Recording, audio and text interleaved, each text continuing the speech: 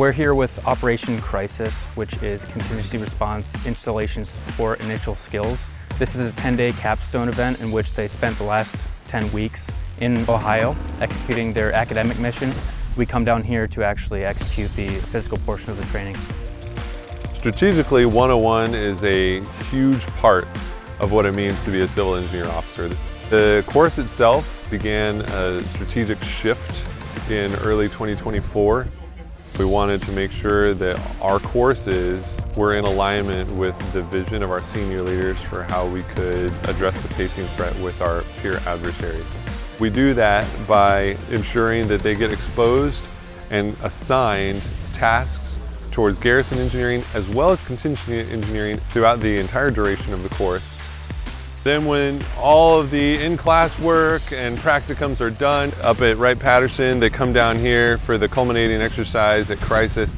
And this is where they get to put a lot of what they've learned into practice. Today, the students are doing a full day field exercise completely focused on airfield recovery. So they're going to be doing things such as UXO identification, 9-line reporting, pairing damage to the airfield with the goal of establishing an MOS so that we can generate sorties. And the purpose of the training is really wartime readiness. Each of the different scenarios replicates a different skill set that our civil engineers bring to the fight. By exposing them to these different scenarios, we kind of build their toolbox, make them more adaptable and ready to respond to whatever wartime might throw at them. The Lead Ethos Challenge is the culminating event down here for the students at the Silver Flag site where they complete various tasks from the 12 enlisted AFSCs in the civil engineer career field. The focus on ethos is important because the next fight is not going to look like it has in the past.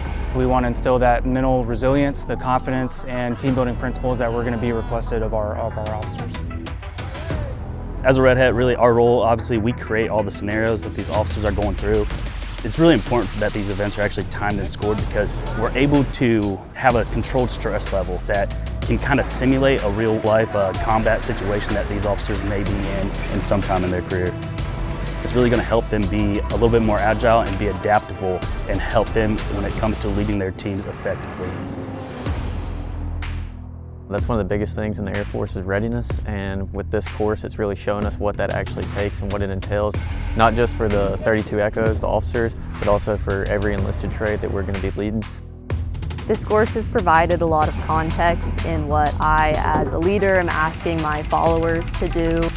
All of the pressure they've put on us here and all the uncomfortable situations make me more confident going forward in my ability to handle any situation I'm given and perform it. Giving our officers left and right bounds and commander's intent and having them just lead small teams and just getting after it. This is the start of being a civil engineer officer.